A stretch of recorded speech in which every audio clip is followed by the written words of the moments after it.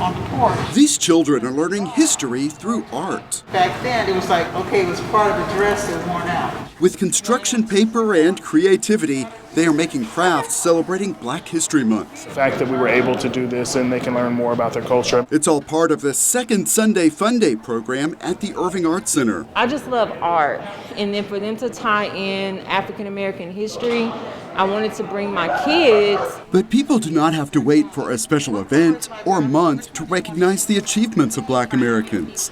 That's because the city of Irving is investing in improvements and new attractions. I think it's an incredible investment in a very important part of our city. Let's start with the three buildings that make up the Jackie Townsell Bear Creek Heritage Center. First up, you have the old Masonic Lodge, which has the African American Museum in it. All of the exterior siding is brand new.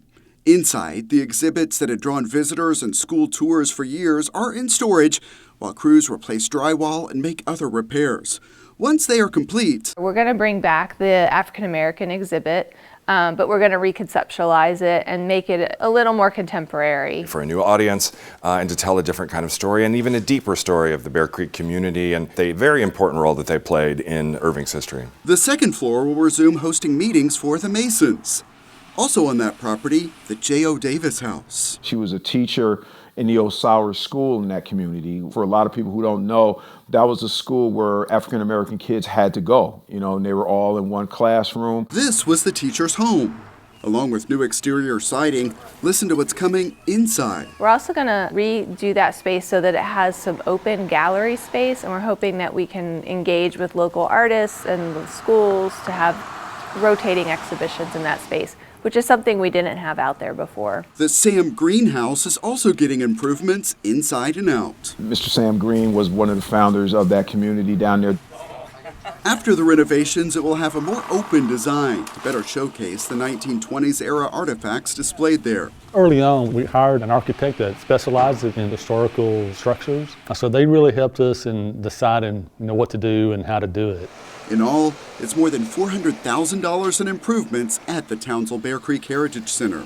Not far from there, construction of King Square Pocket Park is nearing completion. Still ahead, crews will be installing new benches, and that's not all. We want to put in some storyboards that talks about the history of Dr. King and, do some of his great quotes.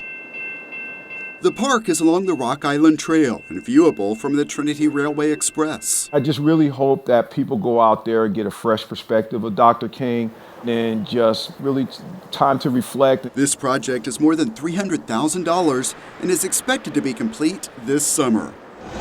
A new mural debuted at the recently renovated and expanded Georgia Farrow Recreation Center. It features paintings of Georgia Farrow, Jackie Townsell, and J.O. Davis. One more example of projects large and small that are enhanced with city investment and that share lessons from history we can all learn from. The city's willingness to make that investment into the people within their community, I think, is awesome. The city is making sure that when these children grow up, they will be able to continue to share the stories. The more exposure that's available, the more people can learn. Thomas Gandy for City Source.